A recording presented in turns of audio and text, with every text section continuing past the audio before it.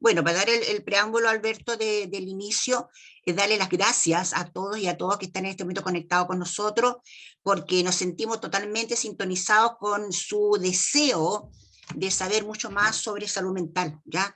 Algo que tenemos una tremenda deuda en Chile y nosotros desde acá de Coquimbo estamos formando esta red ya de apoyo en la salud mental, sobre todo hoy día que nos convoca la salud mental de nuestros niños, de nuestros niños y adolescentes.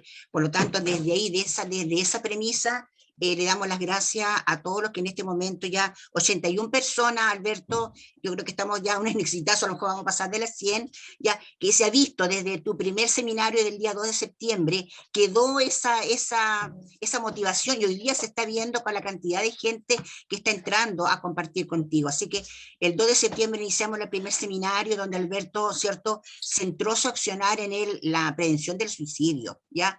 Y desde ahí nos decía, ¿cierto?, que la emoción que está más presente, siendo una persona que intenta suicidarse, es la desesperanza, no es la tristeza, decía, no es la pena, es la desesperanza. Entonces hay que trabajar la esperanza. Esa fue la tarea que nos dio Alberto durante todos estos días de septiembre, sobre todo cuando veíamos que se nos acercaba el 19 de septiembre, que era una fecha donde es pic en el tema de intento de suicidio en Chile.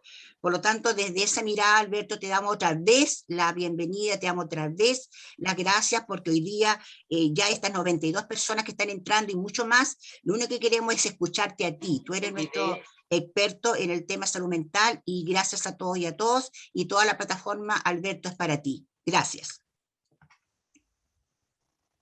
Accesibilidad. Muchas gracias a todos y a todas, muy contento de poder acompañarlos. Muchas gracias por la invitación de la señora Gloria. Ella es una ferviente convocante, entonces cuando partimos viendo el tema de suicidio, yo le propuse que hiciéramos este tema un poco más, una segunda charla que tiene que ver más bien con una réplica en relación a los temas de los niños y las niñas y lo que están viviendo en relación a la pandemia, porque curiosamente han estado tremendamente invisibilizados durante la pandemia, a pesar de que es la población que se cree puede tener el impacto más importante en términos de salud mental en este periodo, ¿ya? Como bien decía la señora Gloria, la vez pasada hablamos de suicidio, yo les compartí un poco algunas imágenes respecto a lo que estaba pasando.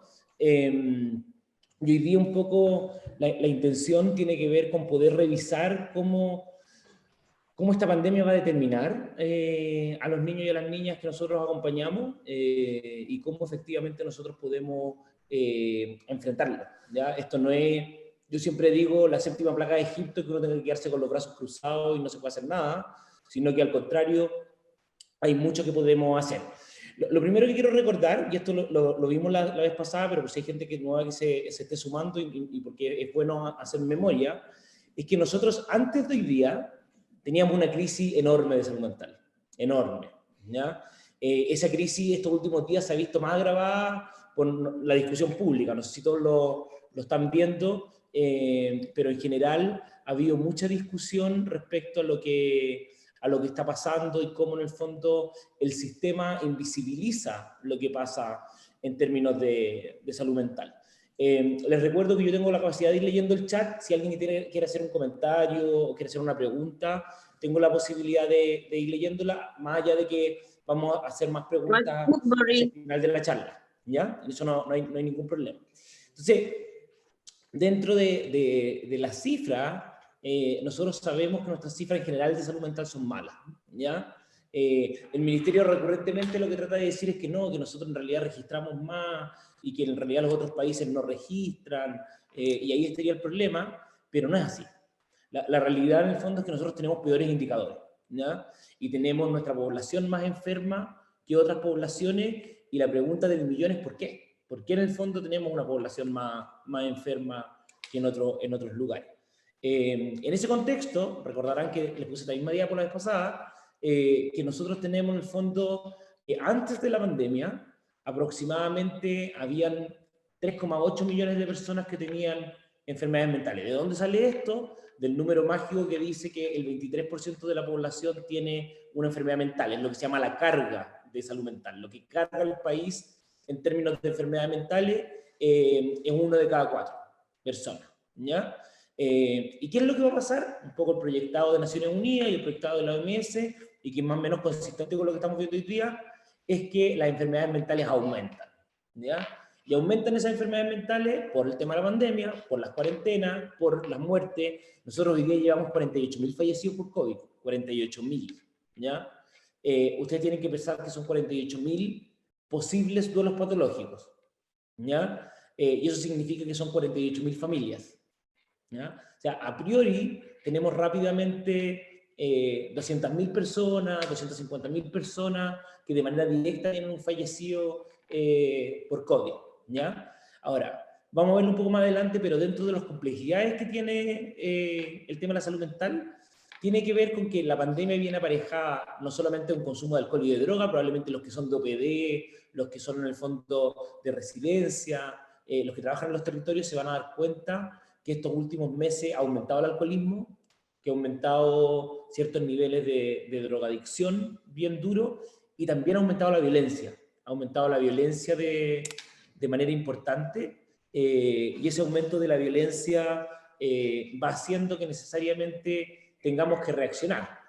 Por otro lado, temas súper simples como el aprendizaje de los niños está súper interferido.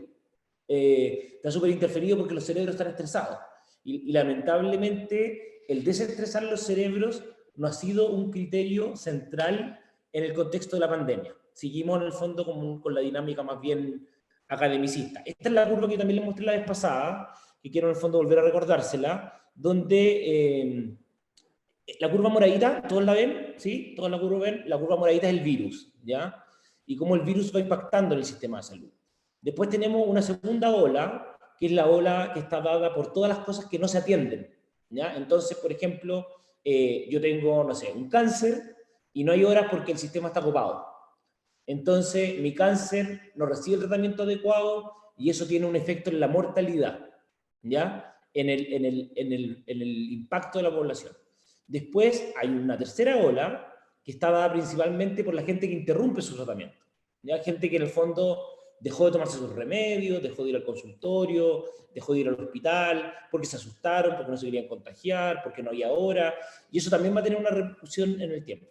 Pero la repercusión más grande, y eso es lo que nosotros no podemos perder de vista, no sé si ustedes se han fijado, pero estos últimos días han habido una montonera de reportajes en la tele. Ayer en Tele 13 hubo un reportaje grande del tema salud mental, han habido editoriales de los diarios nacionales, y un poco lo que tratan de instalar es que las licencias de salud mental son falsas, ya que las licencias de salud mental han aumentado y que estas licencias de salud mental serían mayoritariamente falsas.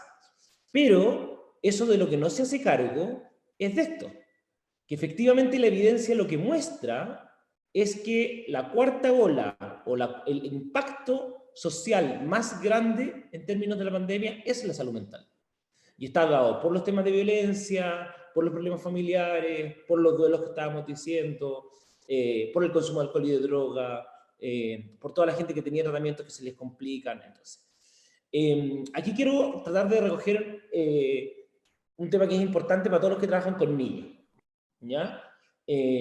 Las Naciones Unidas dijeron, ok, como este tema de la salud mental es tan complejo, ¿qué priorizamos? ¿Por dónde partimos? ¿Ya? ¿Qué es lo más importante para abordar? Y una de las cosas que dijeron que es lo más importante para abordar son los colegios, ¿ya?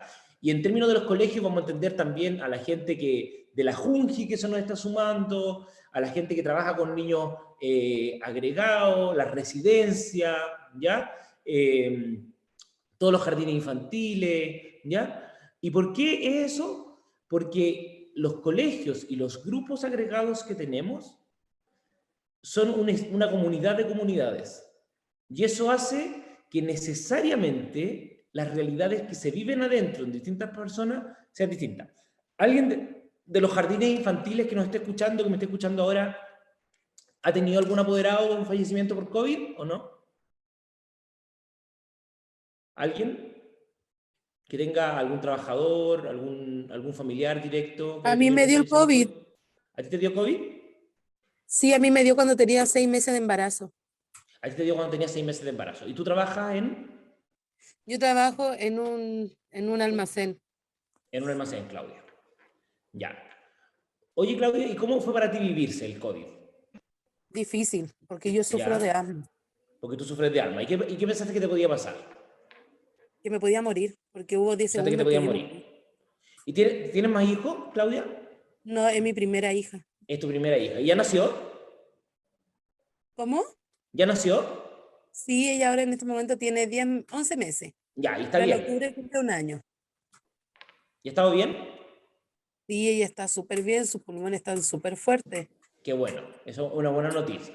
Gracias, Claudia. ¿Alguien de Ya. los jardines infantiles que haya tenido alguna hospitalizado?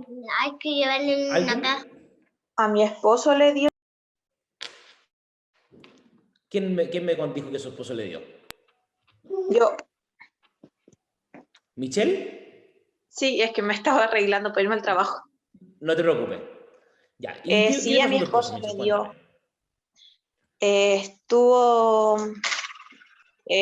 o sea, le hicieron el PCR en el trabajo y le dijeron que había salido positivo, pero no hubo así ¿Ya? como algún síntoma, No mayores síntomas, ¿cierto?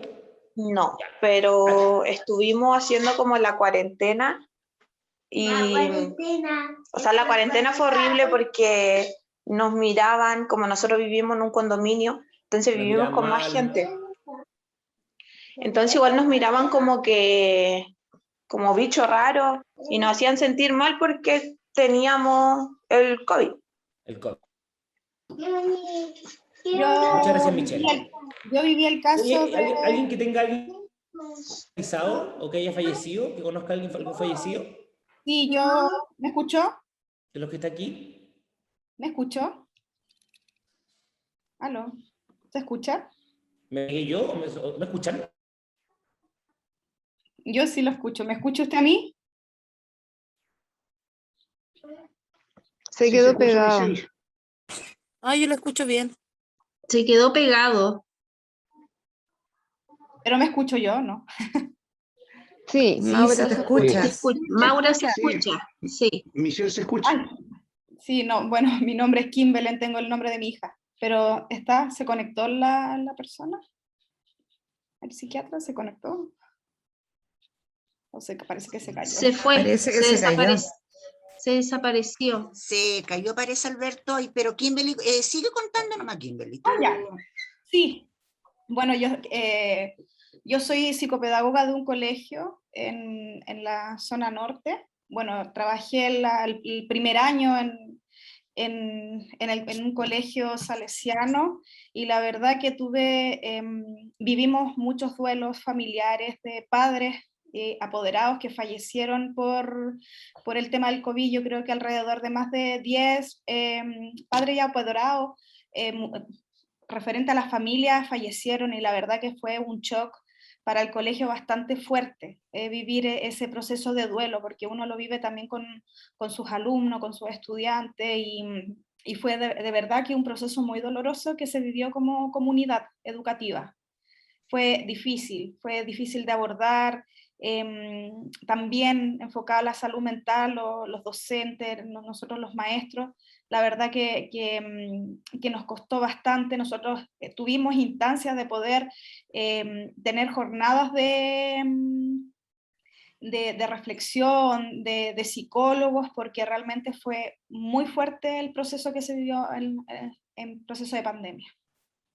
Eso, Glorita. Sí, interesante eso, Kimberly, porque nosotros durante todos estos meses que hemos estado en campaña, que hemos estado en las plazas de armas, que hemos estado en diferentes ferias, que hemos estado en diferentes ámbitos de acción, esto lo que tú nos estás diciendo es un relato que se repite mucho, ¿ya?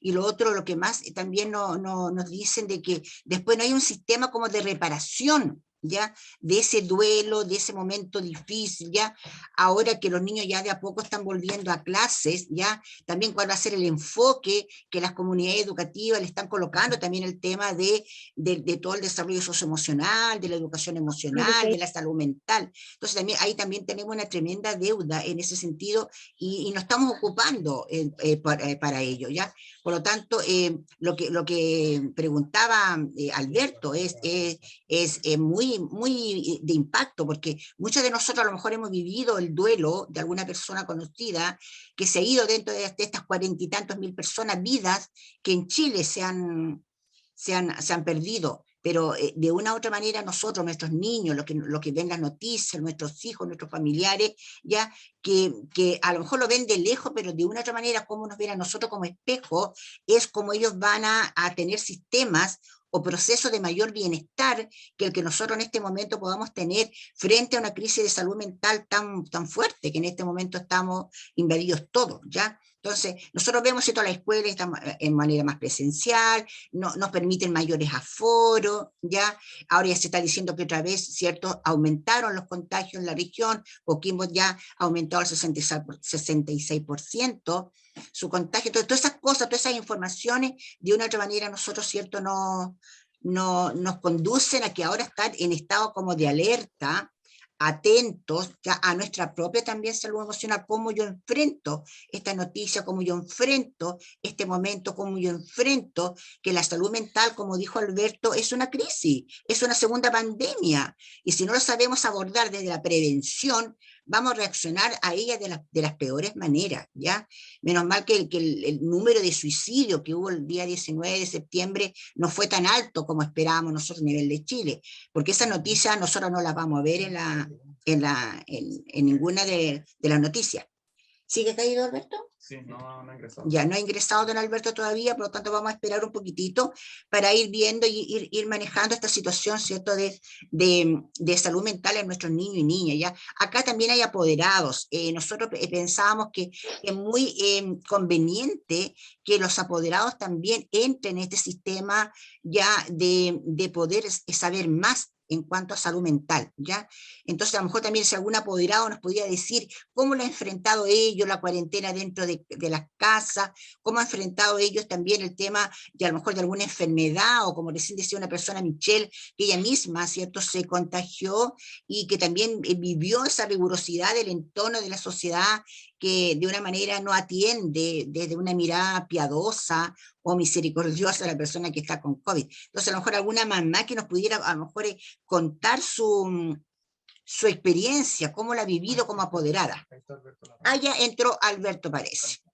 Está entrando No sé Alberto. si me permiten hacer Yair, un dígame. comentario. ¿Sí? Buena, discúlpeme la facha, pero no se preocupe, trabajo Yair. de noche, entonces No, bienvenido. por eso estoy Y gracias. con esta cara. Gracias porque a pesar de que trabajaste de noche, estás ahora con nosotros. Te felicito. Sí, es que es un tema muy interesante para mí y muy cercano. Bueno, yo soy apoderado del Colegio Peñuela y mi hijo tiene la condición de Asperger.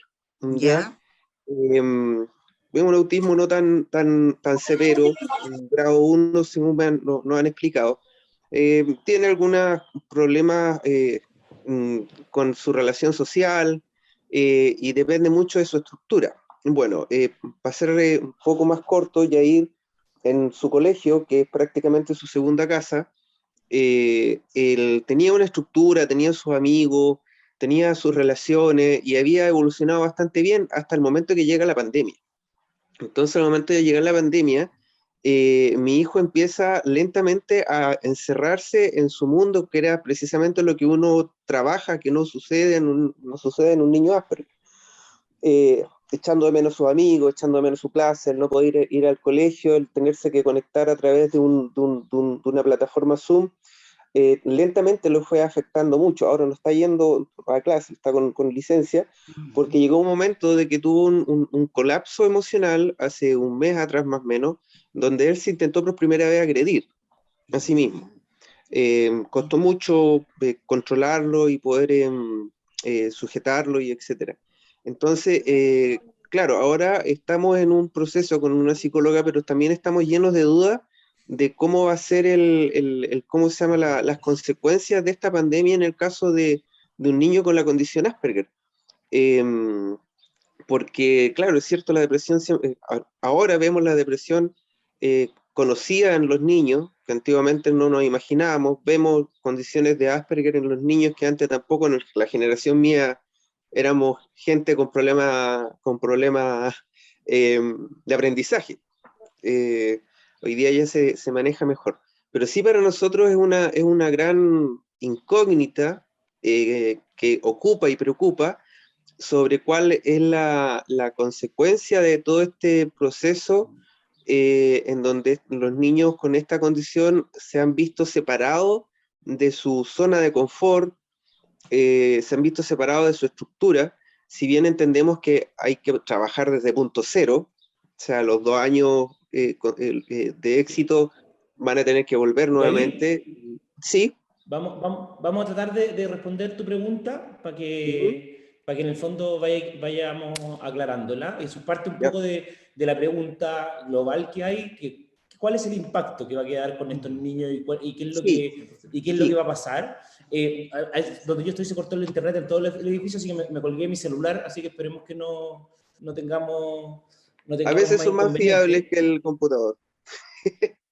Ahora, lo importante, un poco que yo le estoy tratando de transmitir, es que hay lugares que son más críticos que otros en relación a la pandemia y que hay que prepararse más para el tema de la pandemia. Y uno de esos lugares son los lugares que agrupan mayor cantidad de personas. Y sin duda, como ustedes lo han ido escuchando, cada uno tenía una experiencia en la pandemia que es única, ¿ya? La experiencia que tiene Yair no tiene nada que ver con la experiencia que puede tener la Michelle o que puede tener otra persona, ¿ya? Y lo mismo pasa con los niños y con las niñas, ¿ya? Cada niño y cada niña ha vivido la pandemia de una manera única, ¿ya? La duda que se ha instalado durante todo este periodo tiene que ver en el fondo con la sociabilización.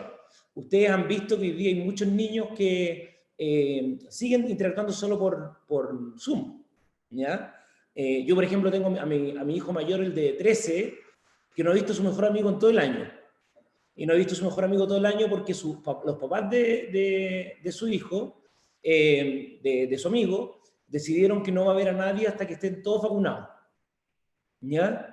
Entonces, pucha, no lo puedo llevar a una plaza con él, hemos logrado que interactúen por el Play, por el celular y todo, pero él echa de menos a su amigo. Y tiene derecho a echarlo de menos, ¿o no? Y efectivamente a cada uno se le ha ido siendo muy difícil y sin duda, como dice la Yelena, hay condiciones que son más difíciles. Los niños con Asperger tienen una condición en que la predictibilidad es muy importante. Y este tiempo es un tiempo absolutamente impredecible. Ha sido un tiempo muy difícil de predecir. Sobre el mañana, sobre qué es lo que viene, han habido un montón de dudas, ¿ya? Les puse aquí algunas imágenes de cuando partió la pandemia.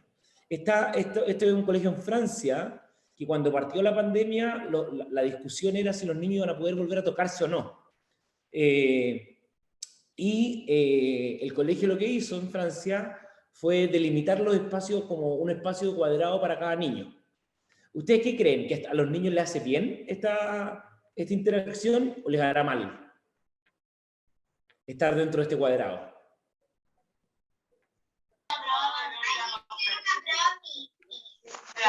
¿Quién quiere opinar? ¿Qué creen? Porque aquí esto fue algo que se hizo, ¿me entiendes? Es un colegio europeo. Millaray, ¿qué querías decir tú? A ver. Acá, doctor, Paulina. Paulina, ¿sí? Sí, desde Coquimbo. Bueno, algo para prevenir es necesario, pero la interacción entre ellos, conocerse, comunicarse entre sus pares, también limita mucho a la interacción y al crecimiento que tenga el niño en esa edad. Sí, plenamente, Paulina. Y la interacción es fundamental para nuestra vida. O sea, no es que estemos hablando que la interacción sea por pasarlo bien o por otras cosas. La sociabilización es crítica para poder nosotros ser personas, ¿ya? Para desarrollarnos de una manera sana. Esto me imagino que le suena parecido. Mis hijos están yendo al colegio más o menos en esta dinámica, como aquí, ¿ya? Entonces tienen aforo, tienen que estar separados por 1 metro de distancia, no pueden compartir la colación, igual se la han ingeniado para que los dejen llevar pelota, ¿ya? Lograron quebrarle la mano al colegio diciéndole que la pelota le iban a tocar solo con los pies y que no iba a pasar nada, y finalmente lo dejaron llevar pelota. Y este que está aquí, no sé si ustedes ven esta otra foto, la ven, está con las coberturas amarillitas. Este es el colegio de Wuhan, el colegio en el fondo donde partió la pandemia, y ellos han tenido una reflexión enorme respecto a qué hacer.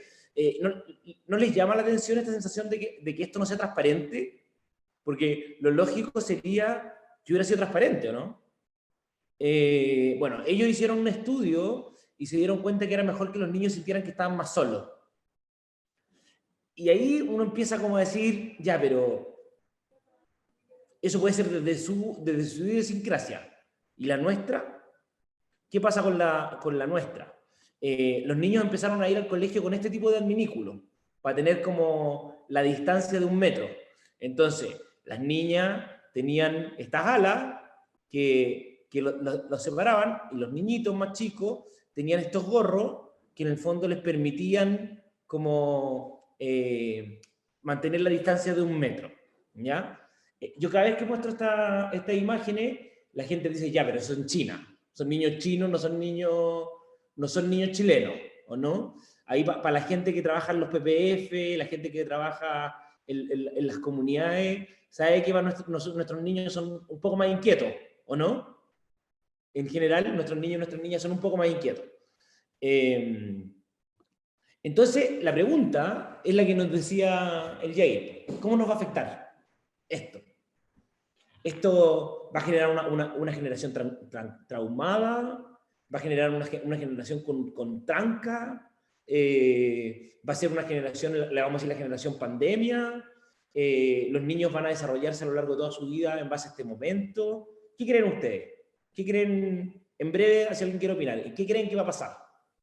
Yo creo que traumada ya estamos traumados porque todos pensamos en el virus. Ya, tú decís, Claudia, que todos traumados. Ya, a ver, ¿quién O más? sea, no traumado, pero yo creo que sí nos ha afectado psicológicamente. Nos ha afectado psicológicamente, ¿ya? ¿Quién más? ¿Quién más quiere opinar algo en breve para que pueda opinar más gente? No, yo de creo acá, que... Por favor. aló, hola, de Sí, le cedo acá, la palabra. Lilian, OPD de las ¿sí? compañías. La verdad que creo que los niños obviamente están frustrados, definitivamente. Yo trabajo en la OPD de las compañías, donde los casos, como decía usted, aumentaron de cifras muy grandes en violencia.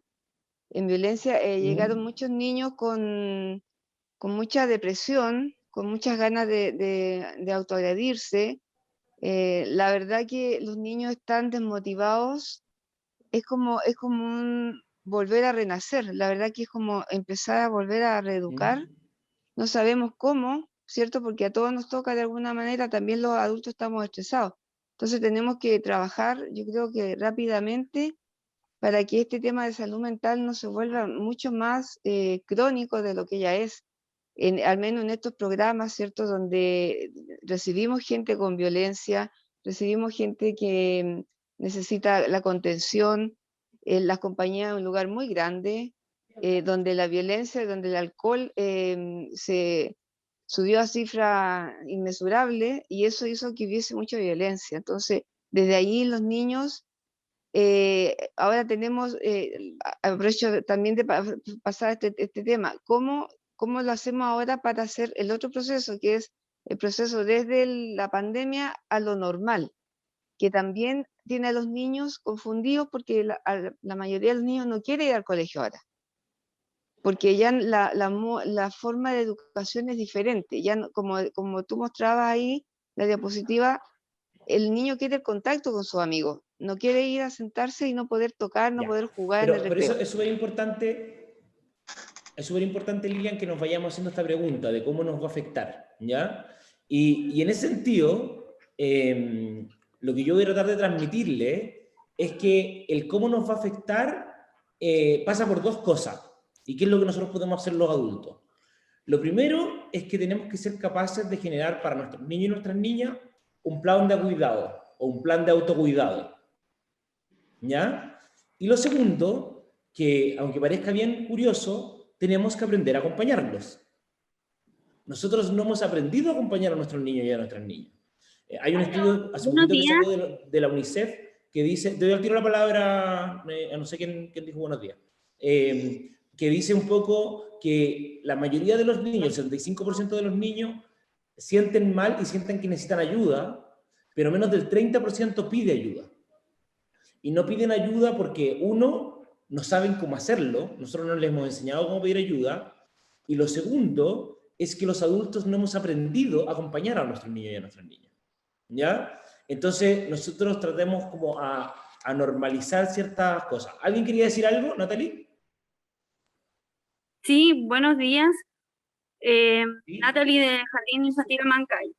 Si bien concuerdo con lo que ustedes han dicho, igual yo creo que igual tenemos que ver el lado positivo. Si bien esta pandemia nos ha traído muchas pérdidas, también no tenemos que quedarnos con todo lo malo, porque, por ejemplo, en mi caso yo hablo a modo personal, pero yo sí lo veo como algo bueno. Yo trabajo desde hace mucho tiempo, mis hijos pasaban mucho tiempo solos y creo que este tiempo me sirvió para conectarme con ellos nuevamente, para pasar tiempo con ellos, si bien a lo mejor no es el mejor momento ni nada, pero yo lo veo así desde esa manera, no como algo tan negativo. Yo sé que han aumentado muchas cifras de violencia, de asalto, de robo, que muchas veces yo igual lo sentía así, me sentía atemorizada cuando tuve que salir nuevamente de la cuarentena a la calle, pero creo que hay que ver el lado positivo, no enfocarnos tanto en lo negativo, porque siempre nos enfocamos en lo negativo y nunca buscamos las cosas positivas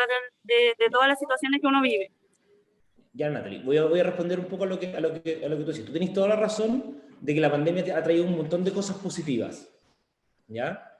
El tema, y es un poco lo que yo trataba como de mostrarles, es que la pandemia que estamos viviendo todos es distinta, ¿ya?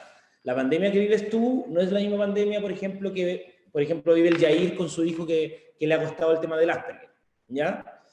Y es súper importante entender que esto no tiene que ver con tener una mirada negativa de las cosas, sino que poder tener una apertura a abrirse a aquel que ha sufrido durante la pandemia, ¿ya? ¿Y por qué es importante abrirse a aquel que sufre en la pandemia? Porque si no, nosotros le negamos la posibilidad de que él o ella expresen su dolor, ¿ya? Nosotros en general como país somos un país que tiende a sentir que siempre tenemos que mirar en positivo las cosas, y estoy de acuerdo. Yo creo que eso es un país que se levanta del terremoto permanentemente. Pero el costo que tiene eso es que tenemos mucha gente con procesos de daño y de dolor que no han sido reparados, ¿ya? Y ahí es donde los que trabajan en la OPD, los que trabajan en los PPF y todo, se dan cuenta que tenemos como un círculo de daño que se perpetúa entre las distintas generaciones. Entonces, por eso es que aquí es tan importante, uno, efectivamente validar, como dice la Daniela Davilo, todas las emociones, ¿ya? ¿Por qué yo pongo más énfasis en las emociones de dolor? Porque el que ha tenido emociones positivas durante la pandemia, lo más probable es que no necesite mi acompañamiento, ¿ya? Esa persona está lidiando bien con el problema que tiene, ¿ya? O con la vida que ha tenido. La persona que me tiene que preocupar es la persona que va última en la fila, ¿ya? Para que no se nos quede fuera del barco. Pero tú tienes razón que efectivamente la pandemia ha traído cosas muy positivas. En mi caso, por ejemplo, yo nunca había pasado más tiempo con mi hijo, nunca, que lo que he pasado durante la pandemia, y nunca había estado más al tanto que lo que hace. Ayer estuve con mi hijo haciendo una prueba 1 hora, en la tarde, ¿ya? Cosas que hoy día es muy, muy, muy difícil. Entonces, por eso es que es importante lograr entender en qué está cada uno, que aquellas personas que han tenido una experiencia positiva no invaliden ni aplasten a los que han tenido una experiencia negativa, que podamos generar este plan de autocuidado y como efectivamente podamos aprender a acompañar. Ahora, el tema central tiene que ver con esto que estamos hablando un poco de la salud mental, ¿ya? Y la salud mental, a la gente le cuesta conceptualizarlo, pero es bienestar. es el bienestar que yo tengo en mi vida, ¿ya? Entonces, por lógica, el bienestar es personal. ¿Hay alguien aquí que sea bueno para ir al estadio, no? ¿De los que está aquí? ¿Cómo? ¿Alguien que sea bueno para ir al estadio? ¿Que le guste ir al estadio? Yo no, pero sí me gusta mucho escuchar fútbol a la antigua, más que verlo en la radio. televisión. No, pero quiero saber si hay alguien que le gusta ir al estadio. ¿Alguien de los que está aquí? Ir. No se puede ¿No? mucho. ¿Alguien que sea fanático de ir al cine y ir al teatro? Yo sí. Ya, entonces, Yair, respóndeme. ¿Qué pasó cuando se suspendieron el teatro y el cine? Para ti. Para mí fue lamentable. De hecho, ahora lo único que queremos es regresar a ver películas con mi hijo. Lo hemos suplido con películas en la casa, con streaming, pero la experiencia social no es lo mismo. Estar con otras personas en un cine no la han tenido. Entonces, yo podría suponer que el que se haya terminado el teatro y el cine te genera un malestar, ¿ya? Probablemente, yo pongo el ejemplo, el ejemplo siempre del estadio, porque el tema del estadio es el más claro. El fanático que va al estadio, el estadio es un rito. Es un rito y es un espacio de contención, de un montón de cosas. Entonces, la salud mental es personal también. A diferencia de lo que hay, por ejemplo, en relación a la presión arterial, que yo digo, todas las personas que tengan sobre 140/90 van a ser hipertensos, por ejemplo, la salud mental tiene un componente mucho más grande en lo subjetivo. ¿Se entiende? En lo que es importante para mí, ¿ya? Y eso hace que sea mucho más difícil de conceptualizar, ¿ya? Y que sea mucho más difícil que nosotros nos podamos dar cuenta. ¿Por qué es importante en este caso para los docentes o para la gente que acompaña a niños? ¿Ya?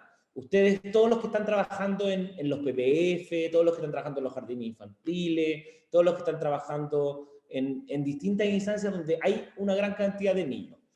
Primero, porque está estudiado que las personas que trabajan con niños no se cuidan su propia salud mental. ¿Don Alberto? ¿Sí? Mire, usted habla de nuevo con Claudia Tavilo. Yo soy apoderada, por si acaso, del Jardín Alberto Hurtado. ¿Ya, Claudia? Mire, mi hermana era parvularia. De párvulo, ¿Sí? ella hizo cursos, lo voy a hacer súper cortito, cursos en un hogar redes, pasó por muchos jardines, hasta que llegó en un jardín donde ella se ganó su puesto de directora. Mis padres le dieron el virus a los dos. Mi padre fue el que sufrió más fuerte el virus, pero todo salió bien. Mi papá salió del hospital y al último le dio a mi hermana. Hace 5 meses que nosotros estamos todavía superando su duelo. Le dio ¿cómo se llama? Un paro cardíaco y a las 6 de la mañana a nosotros nos dieron la noticia. El jardín nos ha apoyado harto, las tías, los apoderados, hasta los alumnos han apoyado harto a mi hermana. Hasta el día de hoy han hecho ceremonia, han organizado hartas cositas para ella y le tienen hasta un cuadro, una foto en el jardín por el recuerdo de ella. Y ahora estamos viendo que la placita que está al frente pueda tener su nombre, porque la plaza que está al frente del jardín no tiene nombre. Pero para nosotros ha sido súper duro, ha costado mucho. Entonces, y más para mi papá, porque mi papá piensa que la culpa fue de él. ¿Qué culpa de él? Sí. Gracias por compartirlo, Claudia. Lo que quiero mostrarles con esto es que efectivamente lo que estamos viviendo todos, para muchos es muy duro, pero al mismo tiempo que las personas que trabajan con niños están más exigidos que el promedio, ¿ya? Recién contaban un poco la experiencia de una OPD. ¿Hay alguien más que esté trabajando con niños de Sename que quiera contar cómo ha sido este periodo para ellos? Hola, buen día. Acá ¿Sí? de la residencia Ayelén. Te escucho. Sí, de hecho, bueno, yo trabajo acá. Nosotros hace un tiempo atrás tuvimos un brote de COVID. ¿Ya? y muchos funcionarios, de hecho, tuvimos que irnos a residencia con menores. Igual es fuerte porque uno se vincula tanto con los niños, es tanto el cariño que uno les tiene, son niños que han sido tan vulnerados en su vida y que están en el fondo tan solos. Entonces, en mi caso súper personal, yo tomé la opción de irme con una menor a una residencia, siendo yo negativa y ella positiva.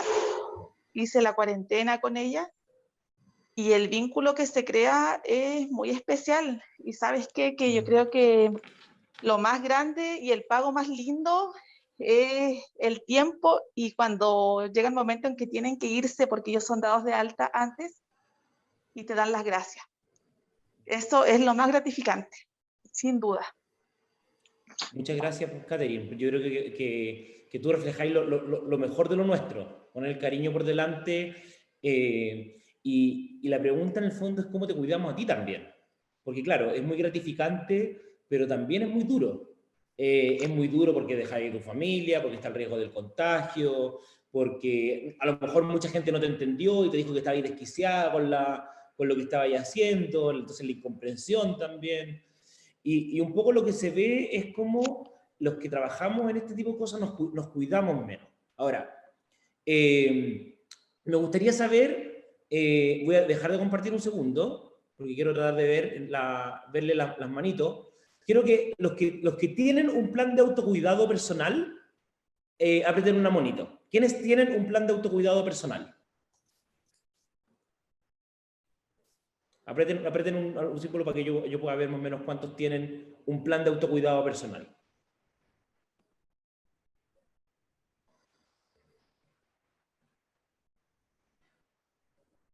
¿Ya? Ahora me van a mover la mano o la cabeza. ¿Quiénes no tienen nada? ¿Quiénes no tienen un plan de autocuidado? Ya. Hay hartas manos arriba en no tener el plan de autocuidado. Ustedes se dan cuenta que trabajar en este tipo de condiciones y no tener un plan de autocuidado es como, no sé, que yo sea bombero y no tengo un plan para cuidarme del incendio. Es como ser kamikaze. Es como ser kamikaze, tal cual. Les cuento que cuando yo estudié psiquiatría, a mí tampoco me enseñaron de los planes de autocuidado. Y me di cuenta de lo importante que eran los planes de cuidado un día que me tocó atender a 3 mujeres con abuso sexual. Tuve 3 mujeres seguidas que tuvieron abuso sexual, y yo salí destruido, creyendo que me había equivocado de carrera, que no quería vivir en este mundo, me quería ir a la Patagonia, en el medio al medio de la nada, y un poco el tema tiene que ver con que nosotros no hemos aprendido a cuidarnos a nosotros mismos, ¿ya? Y es súper importante porque en este plan de autocuidado que yo tengo que tener, hay distintas cosas que yo puedo hacer desde la pega o desde incluso de mis niños, pero es planificar la pega, diversificar lo que estoy haciendo, poder conversar con otra gente lo que estamos haciendo ahora respecto a lo que a mí me pasa, pero la más importante de todas, es que tengo que dedicarle el 20% de mi tiempo, es decir, un día a la semana al menos, a algo que me haga plenamente feliz. Algo que me mueva el alma. ¿Ya? Les voy a poner. Hola, buenas. La profesión que más, o la ocupación que más se suicida a nivel mundial son los cobradores de peaje. Por eso en muchos países del mundo se ha eliminado el cobro de peaje y se ha reemplazado por los taxis. ¿Ya? ¿Por qué creen ustedes que la gente con los cobradores de peaje se suicidan? La mayor parte del tiempo están solo en la cabina. Están solo en la cabina. ¿Y qué tipo de trabajo generan? ¿Qué tipo de vínculo? Ninguno. Soledad. Casi autómatas. ¿Alguien se imagina que puede ser pleno una persona trabajando como cobrador de peaje? No, la gente mayoritariamente que está ahí, a lo mejor hay uno que otro que es una excepción que puede ser, pero la gente que está ahí está por las lucas. ¿Ya? Está porque necesita la pega. Y esto lo que nos dice es que se requiere al menos un día a la semana que yo haga algo que me mueva el alma. ¿Ya? Entonces, dentro de estas cosas, Yo además tengo que aprender a poder enfrentar Un día a la los semana conflictos. ¿Sí? tienes que lograr hacer algo que te haga sentir plena y feliz. Tal Para cual. Al menos un día completo a la el semana, el 20% autocuidado. del tiempo. Autocuidado. Claro, es una condición Hola, mínima de autocuidado. ¿les puedo dar un Sí. ejemplo de mi caso, por favor? Sí, dígame. Mira, yo he aprendido a generar autocuidado a través de los años de este tema laboral con adolescentes. Sí. Y bueno, aparte de los hobbies que uno pueda tener, a mí la pichanga de la semana con los amigos, eso yo encuentro, porque puedo estar muy cansado mentalmente, pero al otro día, después de haber jugado, siento que soy otro, más energía, más positivo, más relajado, etcétera. Yo creo que esas cosas no hay que tratar de dejar de hacer. Tal cual. Puede estar muy cansado, muy agotado, pero siempre hay que hacer lo que a uno le gusta y lo que a uno le conforta en realidad. Eso es súper importante lo que estás diciendo tú, Carlos, porque el plan de autocuidado no es cuando yo tengo tiempo libre. El plan de autocuidado es algo que yo hago siempre y de manera que me ayude. Dentro de las cosas que están y que ayudan, obviamente está todo el tema físico. Yo he contado varias veces en varios programas de televisión que yo soy súper malo para el deporte, nunca me ha gustado. Y ahora en la pandemia me vi en la obligación en un momento de empezar a hacer deporte. Entonces ahora estoy haciendo deporte 3 o 4 veces a la semana. ¿Ya? Y no les voy a decir que lo disfruto, porque sería mentira, no me produce placer, pero sí me siento mejor después de que lo hago. Entonces, el plan de autocuidado uno lo hace sobre todo cuando uno está más mal. Y en eso está el uso del humor. Me imagino que varios de ustedes han escuchado esto de la memeterapia, que uno ve los memes y se ríe, o muchas veces en el fondo uno logra como distraerse en función de estas cosas. Y lo segundo que nosotros tenemos que aprender, que es un poco lo que... Entonces, la primera tarea para ustedes es que ustedes tienen que generar un plan de autocuidado. Y el plan de autocuidado se diseña y yo lo activo. Entonces, por ejemplo, yo sé en mi plan de autocuidado cuáles son las cosas que me hacen bien, quién es la persona que me hace bien. Ya, yo siempre cuento, en este caso mío, es un amigo mío, que cada vez que yo tengo un problema o me siento muy agobiado o tengo un muy mal día con los pacientes, lo llamo y en ese sentido logro en el fondo generarme como esta condición de apoyo. Y lo segundo es aprender a acompañar. Y aprender a acompañar es clave. Todos ustedes ojalá se capaciten en primer auxilio psicológico, que es como el desde del acompañamiento, porque lo primero, hay algunos mitos. El primer mito es creer que todas las condiciones de crisis generan trauma. Y eso no es así. No todas las personas que pasamos por la pandemia vamos a tener un trauma, ¿ya? Todos podemos pensar, podemos estar preocupados, pero no toda la gente genera un trauma. Lo segundo que es un mito es que mucha gente cree que es mejor hacer algo que no hacer nada. Y eso no es verdad. Si usted no sabe acompañar bien, es mejor que no acompañe. Porque quien acompaña mal puede generar mucho daño. Y probablemente todos los que no están aquí, que trabajan en programas de reparación, se dan cuenta que los niños vienen con alguna frase instalada en la cabeza. Una frase que alguien les dijo en algún momento de su vida. Y esa frase no necesariamente ha sido buena para ellos. El tercer mito es creer que la ayuda o el acompañamiento viene de los expertos. Eso no es verdad. Todos nosotros cuando tenemos un problema, la primera ayuda, viene de nuestro entorno cercano. Nuestra familia, nuestros amigos, nuestros compañeros de trabajo.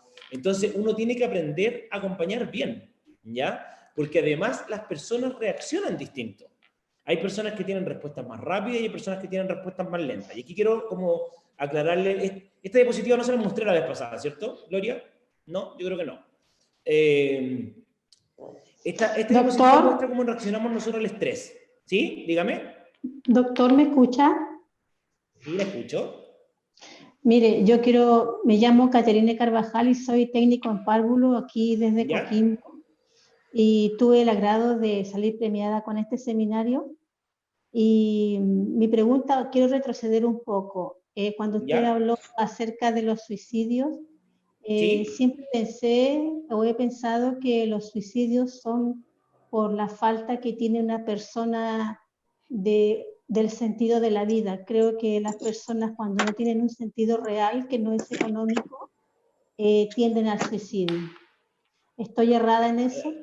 Sí, a ver, para ser un poco más profundo en ese sentido. Es un poco fuera el tema de la charla anterior que di, pero el centro de cuando una persona intenta quitarse la vida no es la pérdida del sentido de la vida, sino que es la desesperanza. Una persona puede tener un sentido de la vida muy profundo en ese momento. Y puede ser que la desesperanza respecto a no lograr en el fondo ver que el sentido que ella tiene se haga carne, haga que eventualmente quiera morir. ¿Ya? Entonces, el centro siempre de un suicidio es la desesperanza. No es la pena, no es la rabia, es la desesperanza. ¿Ya? ¿Y por qué es importante en relación a esto que estamos viendo en esta diapositiva? Porque las personas reaccionan distinto. ¿Ya? Yo, por ejemplo, les puedo decir que en general, yo estoy aquí como en este grupo. El 50% de la población ante la pandemia no ha tenido mayor problema. ¿Ya? El 50% anda bien. Yo he andado bien, he tenido un problema de dormir de vez en cuando, pero en general he andado bien. ¿Ya? No tengo mayor dificultad, salgo a la calle, sigo trabajando, he atendido pacientes, he ido al hospital y ando bien. ¿Ya? Hay un 30% de las personas que parten muy mal, y a lo mejor algunos de ustedes están aquí, y un porcentaje se va mejorando. Se va mejorando, y el 30% de las personas a los 2 años ya no tienen nada. Entonces se mejoran solos, por así decirlo. ¿Ya? Entonces tenemos un 80% de la población que ante un estrés gigante como la pandemia no va a pasar nada, no va a tener ninguna secuela.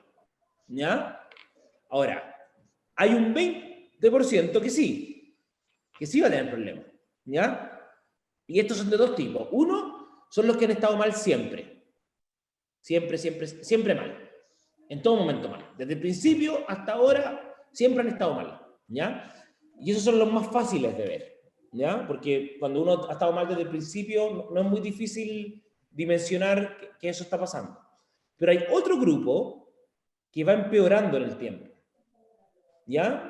Y este es la típica persona que a nosotros nos llega a la consulta y nos dice, mire, doctor, yo no sé qué me pasa, yo pasé por toda la pandemia, no tuve ningún problema y hoy día estoy pésimo.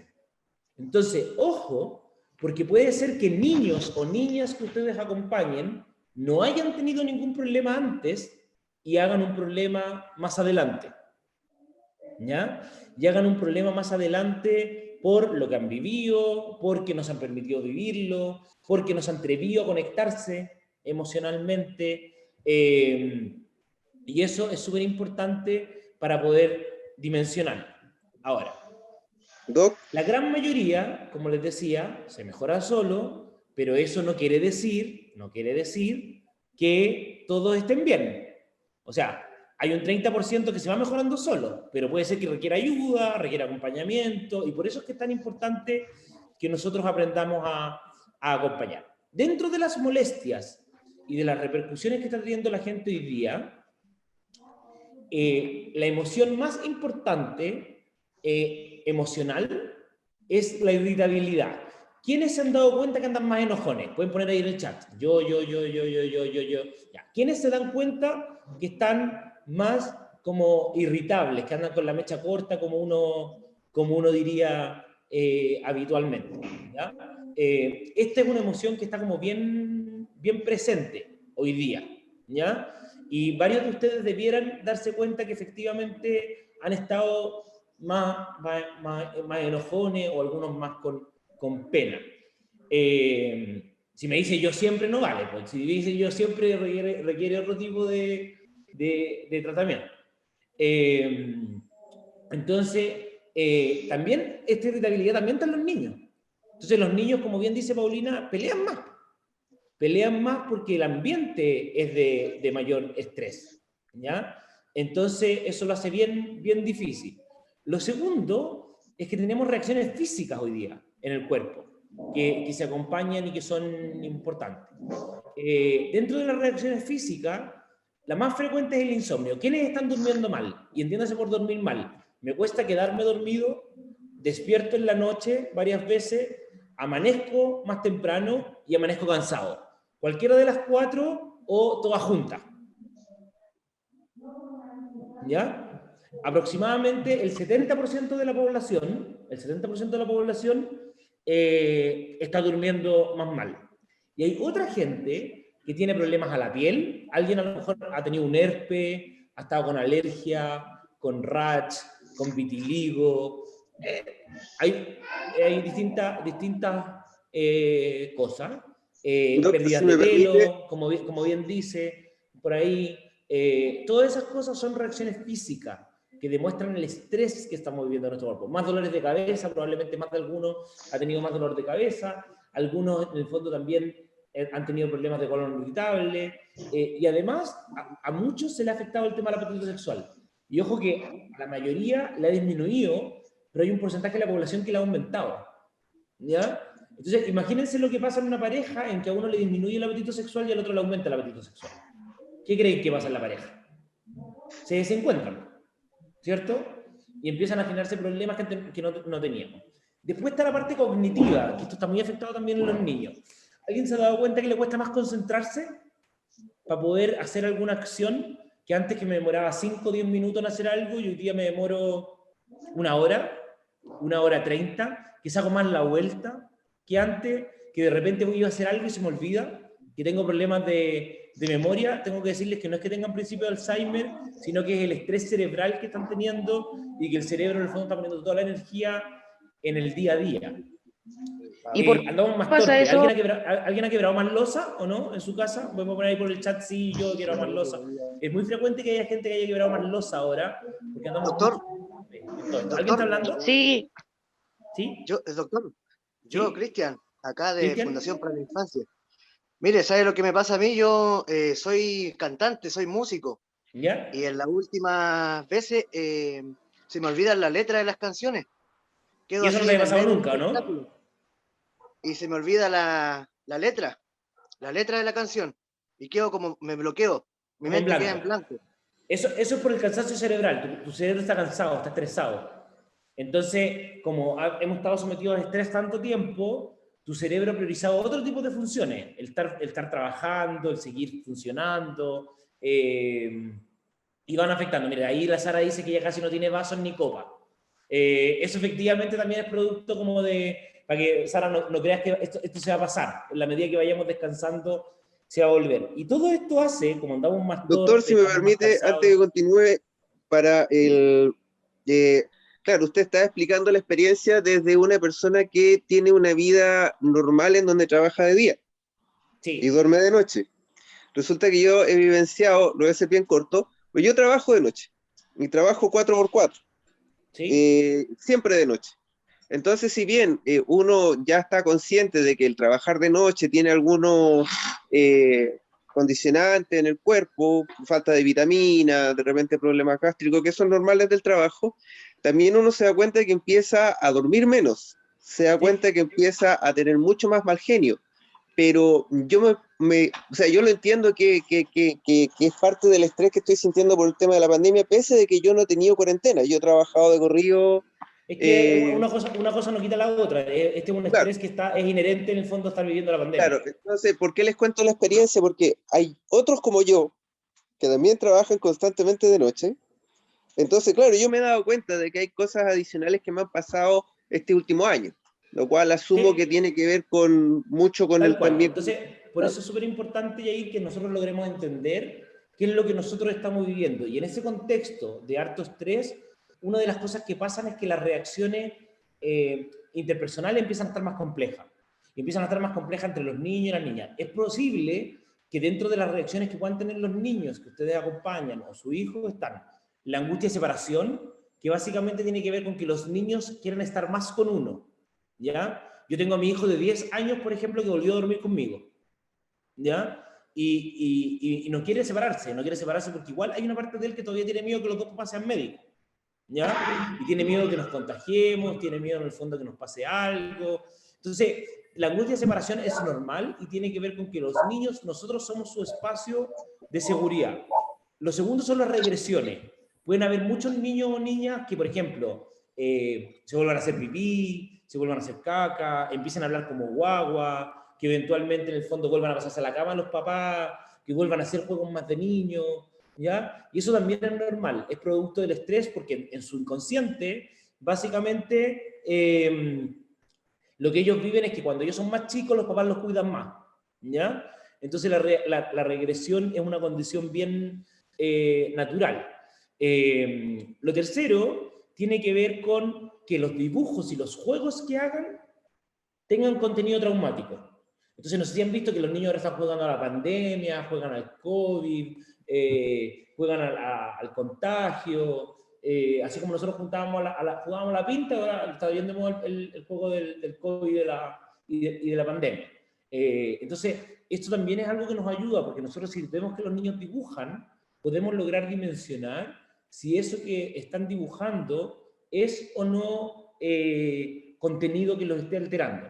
Y por último está el terror nocturno, que son las pesadillas en que los niños despiertan llorando, ¿ya? Y tiene que ver generalmente con que en el sueño aparece contenido que es más bien traumático, y ahí la recomendación principalmente tiene que ver con lograr hacer imaginerías con ellos, enseñarles cómo a pensar en la playa, en lugares agradables antes de dormir, y poder calmarlos con algo que a mí me ayuda harto cuando uno tiene un vínculo sano con su hijo, es por ejemplo prestarle una prenda de ropa.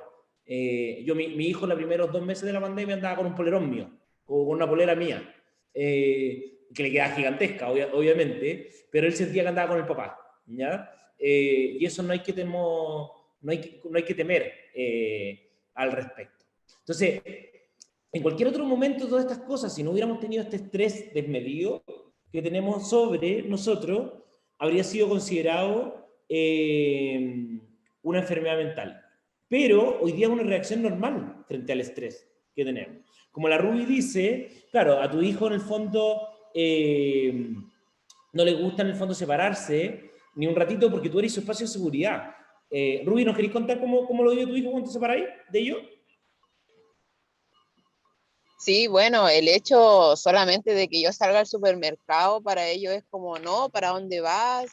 Cuídate, mi hijo de 10 años por lo menos, mamá, la mascarilla, no hables a nadie, siempre andan preocupados, por lo menos mi hijo de 10 años y mi otro hijo más pequeño que tiene 5, el hecho de que se duerma solo, me tengo que ir a acostar con él, o si no en las noches despierta, mamá me quiero acostar contigo, está todo el tiempo así como bien pegote, más que antes, mucho más que antes. Y ahí es súper importante, Rubí, que tú les dis calma, les dis tranquilidad. Si se quieren acostar contigo y tú puedes, déjalo. No hay nada de malo en que se pase de cama. Es la sensación de que efectivamente el papá lo protege, la mamá lo protege, ¿ya? Ahí también la Daniela Tavilo da un buen ejemplo. Se pueden hacer peluches con la ropa de los adultos significativos. Esa es una súper buena idea. Cuando uno, por ejemplo, toma una polera y le hace ropa para el peluche, de verdad los calma cualquier cantidad. Yo le diría que a mi hijo 2, a mi Juan Cristóbal, el tema de mi ropa ha sido su gran calmante. Obvio que parece mamarracho, ¿me entiendes? Y a veces los abuelos dicen, pero ¿cómo andar vestido así y todo? Pero bueno, yo prefiero que ande tranquilo. Prefiero que ande tranquilo y que se sienta acompañado a que eventualmente ande vestido impecable a su edad. Entonces, lo primero que nosotros tenemos que empezar a identificar en nuestros niños y niñas es cuánto es sufrimiento, porque el sufrimiento es algo normal en la vida, versus cuando ya esto empieza a ser una enfermedad mental. Disculpe que interrumpa. Sí, la escucho.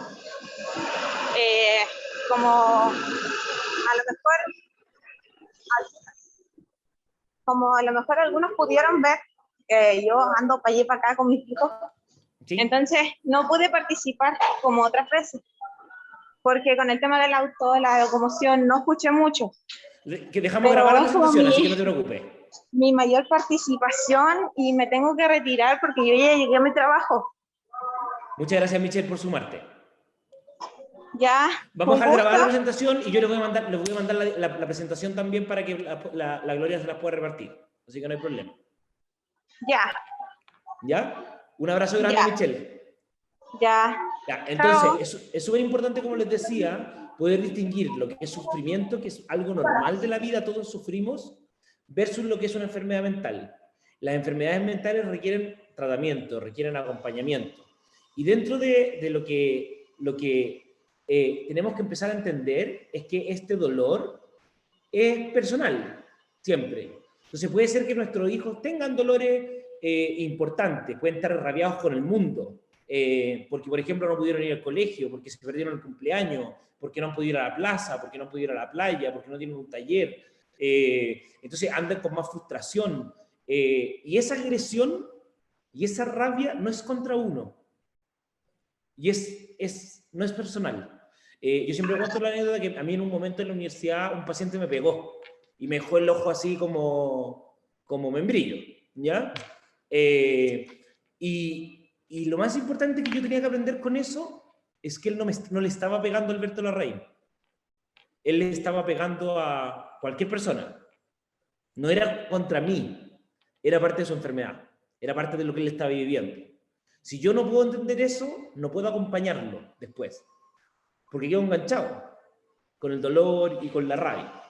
Entonces, esto es importante porque hay un montón de frases, te doy la palabra a Marcela, hay un montón de frases que aumentan el dolor, y son en general las frases, que por eso es importante aprender a acompañar, que ningunean lo que el otro está sintiendo.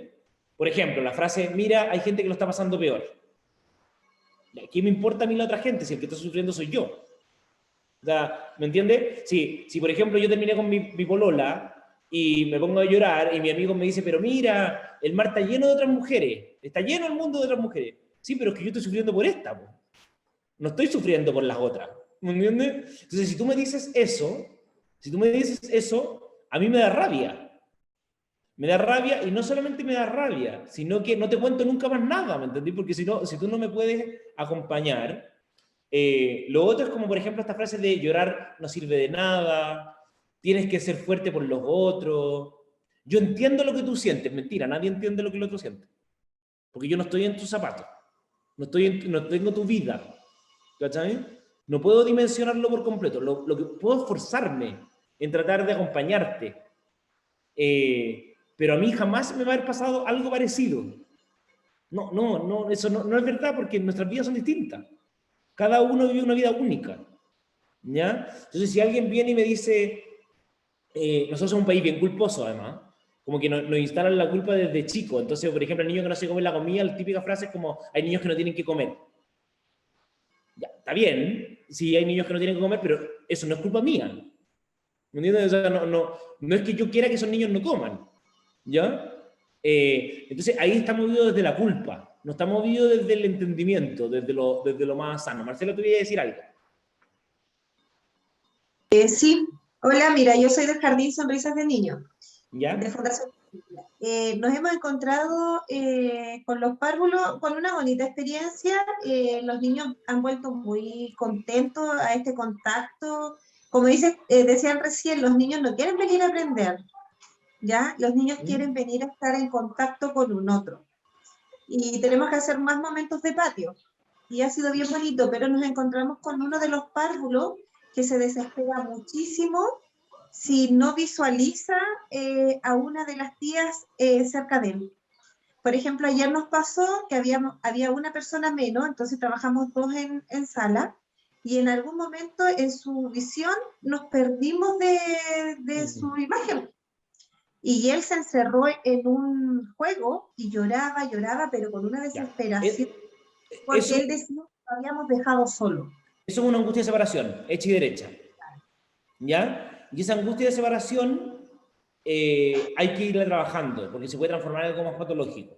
¿Ya? Claro, nosotros lo que le estamos dando es, por ejemplo, lo abrazamos, le tratamos de mostrar la confianza y de decirle que nosotros estamos ahí con él, que lo vamos a proteger, que lo estamos cuidando, que nosotras siempre estamos alerta y que los niños nunca van a estar solos.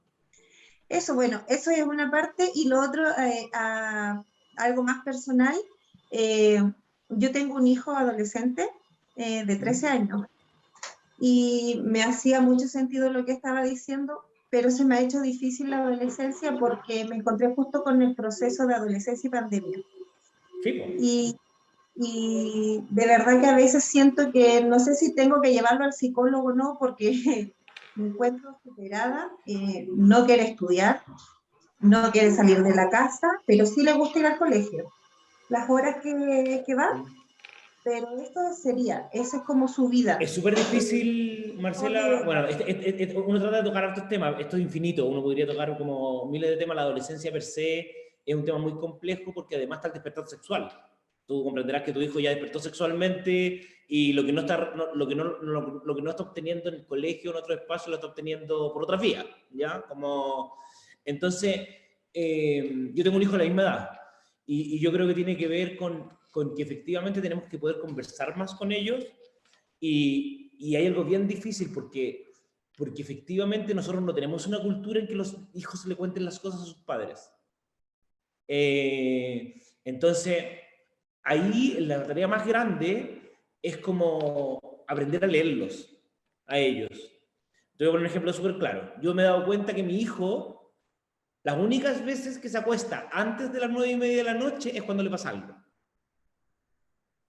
No hay ni una posibilidad que se acueste antes de las 9:30, o sea, es mi pelea todos los días para que se acueste, a menos que algo lo angustie o que esté enojado por algo. ¿Sabes? Porque ahí en el fondo es como que corta el mundo, entonces como en buen chileno, como para que no me hueven más, me voy a acostar. Entonces cuando eso pasa, yo lo dejo que se acueste y a la mañana siguiente lo levanto antes que los hermanos para tratar de conversar con él.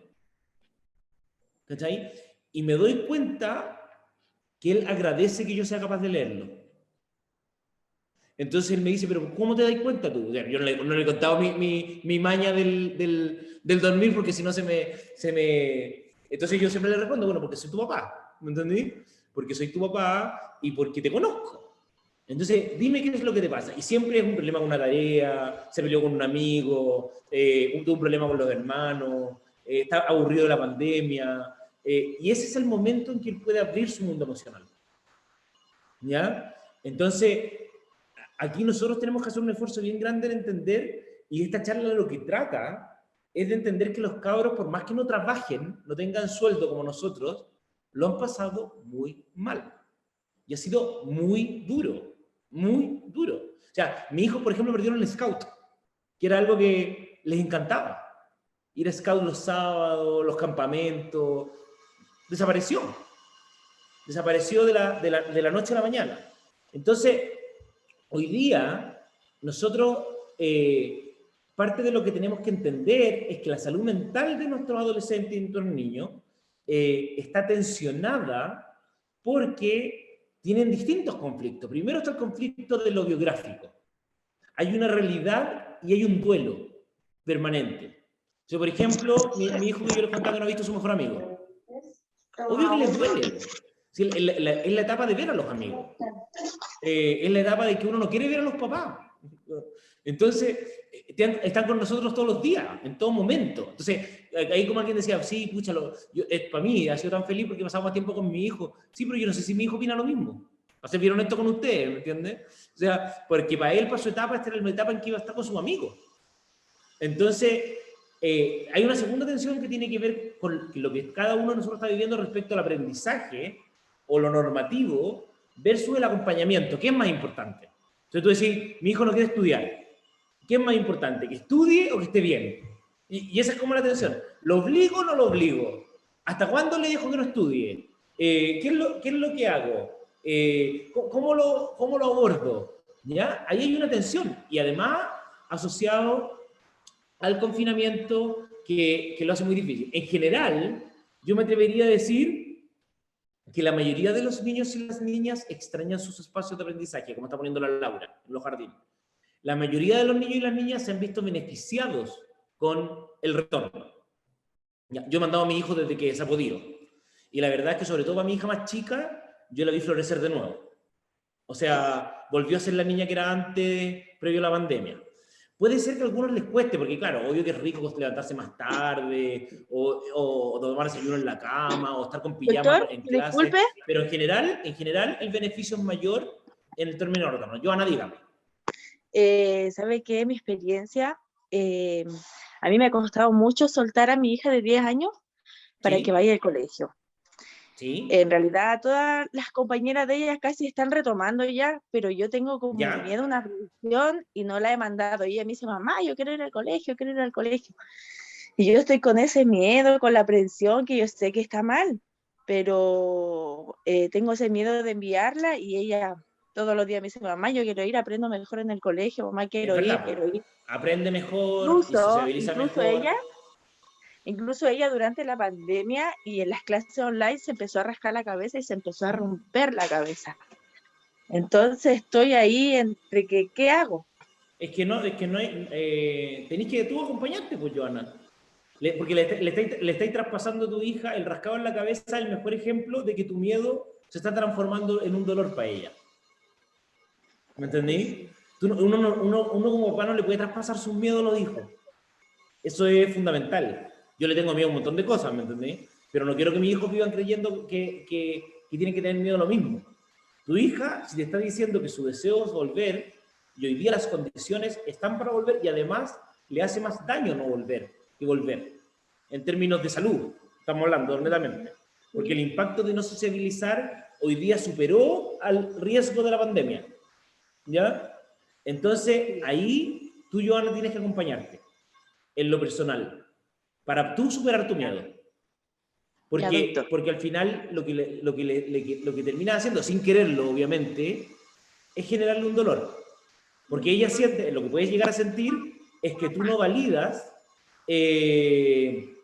lo que ella te dice y lo que ella desea. Claro, sí, es muy complejo, pero voy a trabajarlo. Claro, tienes que trabajarlo y te doy un ejemplo de cosas que podía hacer. Por ejemplo, podéis tratar de que vaya a lo mejor un día menos hora y podéis tratar de que parta un viernes, por ejemplo. Entonces el día siguiente te la tenéis en la casa. ¿Cachai? No es como enfrentar toda la semana completa, sino decir, mira, vamos a partir de a poquitito, hablar con el colegio y decirle, mira, sé que me da miedo todavía, pero yo me doy cuenta que es importante. Ahí es importante hablar. Al revés, como dice la Andrea, ¿qué pasa cuando los niños no quieren ir y deben empezar a asistir presencial? Lo mismo, hay que empezar de a poco. Hay que empezar de a poco, esto no es forzarlo, porque no se trata de invalidar lo que sienten, pero hay que ir de a poco retomando la vida, porque podemos estar en esta dinámica un año más, un año y medio más, ¿me entienden? Claro. Y un niño no puede estar 3 años sin sociabilización. O sea, eso es truncarle parte de la vida. ¿Ya? Hola. Sí. Buenos días. Sí. Hola, mi nombre es Nioska del Jardín Castillito de Arena y tengo 2 hijos adolescentes. ¿Ya? Uno de 15 y otra de 17. Sí. Y hace poco sucedió una experiencia. Los dos están asistiendo a colegio. Bueno, yo soy de una localidad de Guanaquera, entonces lamentablemente la locomoción cuando pueden ir, van. Yo los dejo que vayan. Sí. Y sucedió hace poco que iban a organizar un encuentro con sus compañeros. Después de mucho tiempo dijeron, no, ahora sí nos podemos juntar en el... Y resulta que uno de los compañeros, la mamá, le dijo que no los iba a dejar juntarse porque mi hija no tenía puesta la vacuna. Entonces ella se ofuscó mucho, se puso súper mal, muy triste, porque dijo, mamá, pucha, era como la oportunidad para nosotros poder encontrarnos, y resulta que la mamá de su mejor amigo, me encima era su mejor amigo, no nos deja juntarnos porque yo no tengo puesta la vacuna. Entonces ella dijo, yo lo que voy a hacer es que no voy a ir. Yo le dije, pero hija, es totalmente válido que tú vayas, porque el miedo lo tiene la mamá de tu compañero en este caso. Yo ahí voy a disentir de ti. La pregunta es ¿por qué tu hija no tiene la vacuna? Ahora sí la tiene, lo que pasa es que por X situaciones la tiene que acompañar un adulto en ese momento. Sí. Y justo fueron como 2 semanas que lamentablemente no tenía ningún adulto que la pudiera acompañar. Entonces sí, ella entendiendo eso, ahora ya la tiene ya puesta, ya la tiene. Yo creo que ya ahí, solucionamos Nioska, el tema de la vacuna es más complejo, porque yo creo que la vacuna es el mínimo. ¿Cachai? Es el mínimo que nos da garantía a todos. Entonces, sí, es que en realidad después la mamá se justificó porque de primero fuera que ella no tenía la vacuna. Después le dijo que no, porque iban a ir es que ella le iba a dar permiso a su hijo siempre y cuando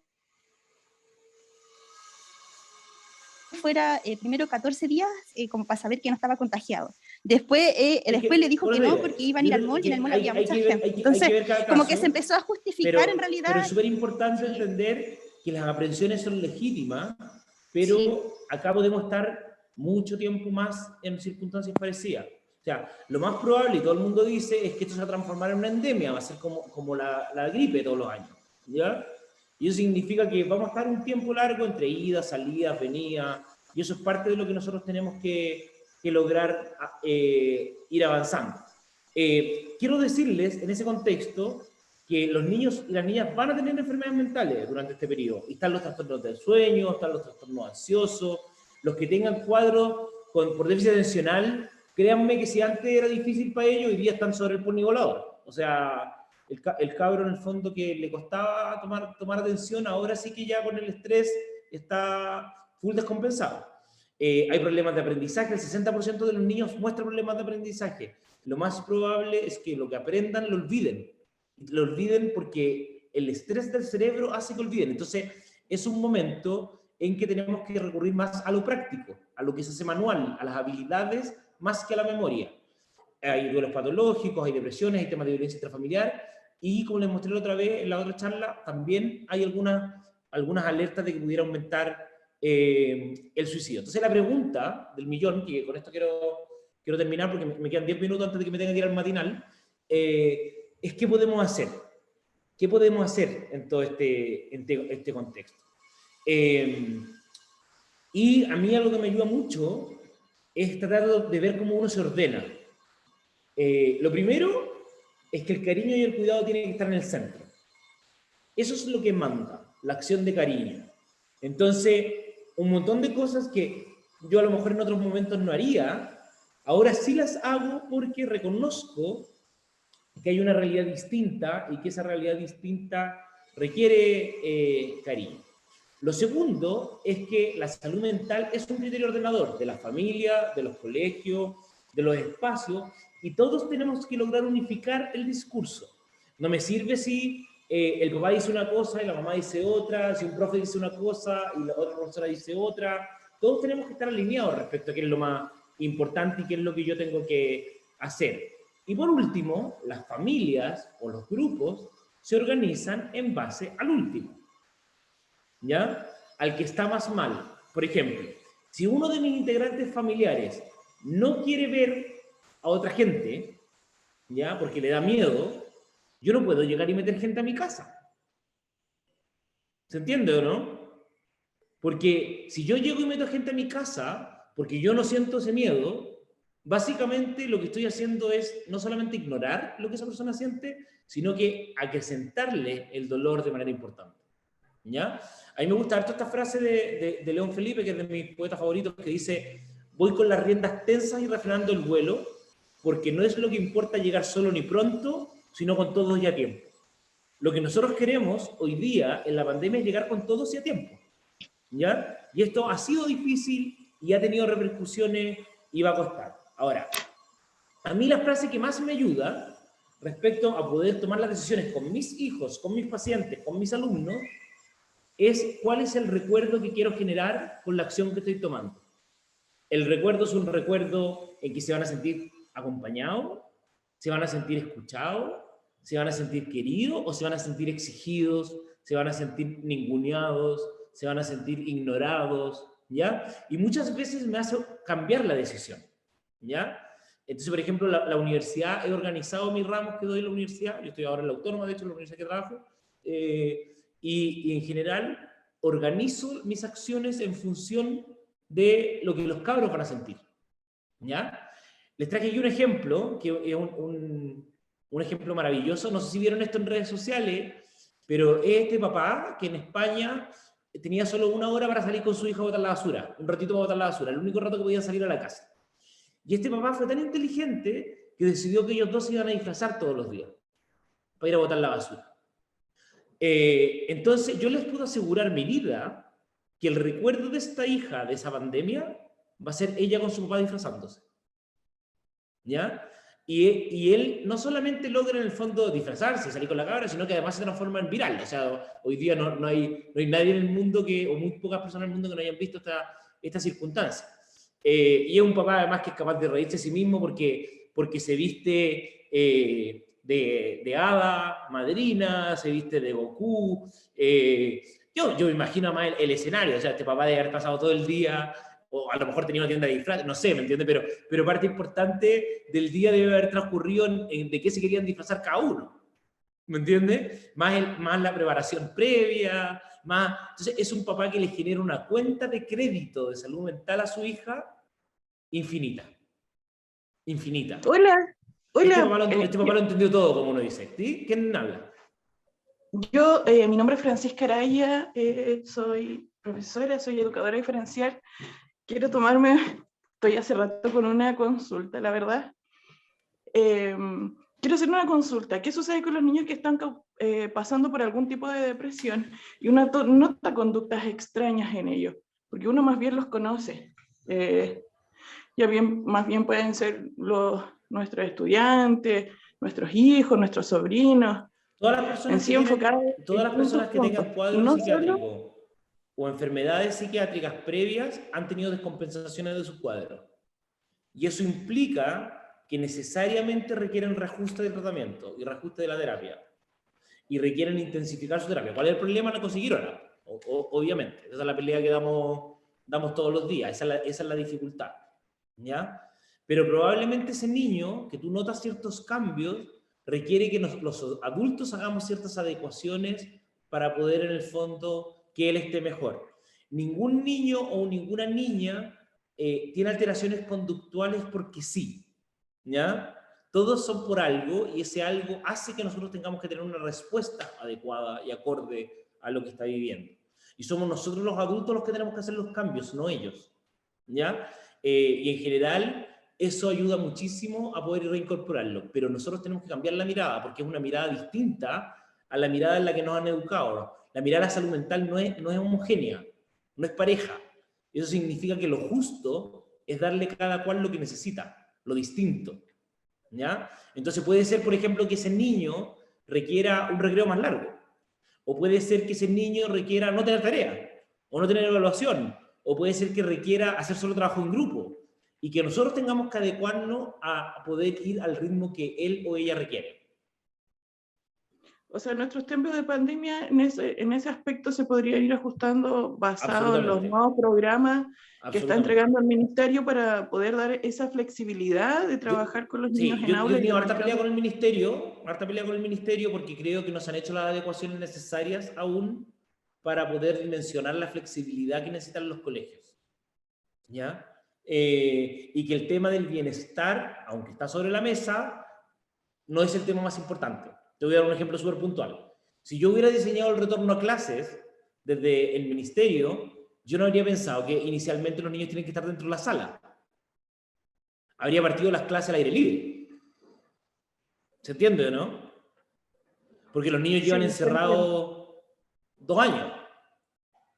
Entonces, ¿para qué los quiero volver a encerrar 8 horas diarias en una sala de clase? O sea, ahí es donde uno tiene que lograr empezar a entender que esto requiere una forma distinta de ser mirado. Porque lo que no tenemos que olvidarnos nunca es que nosotros somos más felices cuando vivimos juntos. Nosotros somos más felices en comunidad, y un poco la invitación de la salud mental tiene que ver con que la salud mental solo es posible mejorarla desde un nosotros. ¿Ya? No sé si a alguien le queda una última pregunta, porque yo tengo que sumarme al matinal ahora en un ratito. Creo que las preguntas las hemos ido resolviendo todas, pero dejo también a la señora Gloria por si quiere hacer un cierre. Y sin duda, parte importante de esto, de lo que dicen, es que a nosotros nos falta empatía, porque no nos han enseñado a empatizar. Nosotros tenemos un currículum gigantesco respecto a temas de matemática, pero las emociones no existen. No les enseñamos a los niños cómo discutir, no les enseñamos a validar sus emociones. Es parte del déficit que nosotros tenemos. Y en ese sentido, bueno, yo les coloqué por ahí que yo en general yo sé lo difícil que es conseguir hora al psiquiatra, al psicólogo, y en general todos los días trato de subir como consejos, mensajes y todo al Instagram, al Twitter. Por la señora Gloria nos conocimos por Twitter, de hecho. Entonces, en ese sentido, acompáñense. Nadie nació sabiendo este tipo de cosas. Exactamente. Bueno, Alberto, a ver, ¿alguien parece que iba a decir algo antes de que cerremos el...? Sí, quería dar las gracias por el espacio. Me parece que hoy día fue bien participativo, hartas dudas y ahí uno también puede notar esta tensión en el ambiente. Así es que muchas gracias. Gracias también a ti, Sarita, que ha estado con todos los seminarios de nosotros. Para cerrar, Alberto, solamente cerrarte de corazón.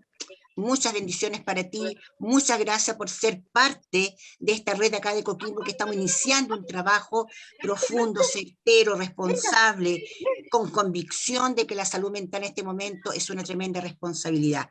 Y me voy con una tremenda tarea, Alberto. Hola, buenos días, tía. Una tremenda tarea. Tú nos dijiste, cierto, que los niños son los últimos que piden ayuda. Por lo tanto, nosotros tenemos que aprender a acompañarnos o reaprender a acompañar a nuestros niños. Esa es la tarea que tenemos nosotros ahora. Los 186 personas que hoy día nos conectamos y las demás personas que están en nuestra otra esfera digitales. Esa es la gran tarea, aprender a acompañar a nuestros niños. Y lo que tú dijiste, Alberto, tenemos un tremendo currículum, ¿cierto?, de procedimientos cognitivos, de todo el área de matemáticas, ciencias sociales, arte, pero no tenemos un área de educación emocional certera que propicie que el niño realmente tenga aprendizaje significativo. Así que nos vamos con una tremenda tarea, pero con la tremenda satisfacción de haber estado 2 veces contigo durante este mes de septiembre. Gracias infinitas, Alberto, porque te has transformado en un referente de experto para nosotros. Te seguimos en las redes sociales, te seguimos cuando estás en los matinales o en cualquiera de nuestros medios, ¿cierto?, de televisión abierta también o privada. Por lo tanto, solamente darte las gracias. Prendan todas sus camaritas para que este momento quede realmente centrado en nuestro registro, en nuestras biografías, en nuestra historia. Y solamente reiterarte, Alberto, muchas gracias y muchas gracias. A todos ustedes igual, que se han sintonizado con nosotros, síganos. Este viernes estamos en la Plaza de Vicuña, el otro viernes estamos en la Plaza de Ovalle. Vamos a cerrar entregando el protocolo de prevención del suicidio que te pedí, Alberto, con mucho respeto, te lo mandé ayer a tu correo, para que por favor también le des una miradita y nos entregue todas las observaciones, porque nosotros lo entregamos también como producto, y también nuestro periodista entrega, ¿cierto?, el documental de finalización del proyecto el 15 de octubre. Por lo tanto, esto no termina con el proyecto, Alberto, y a todos los que nosotros acá nos escuchan y están con nosotros vamos a seguir como fundación con el tema de la salud mental permanente dentro de nuestros propósitos, de nuestras metas. Así que ahora todos con las camaritas para la foto final. Gracias a todos y bendiciones para todos, y seguimos construyendo escenarios placenteros para nuestros niños.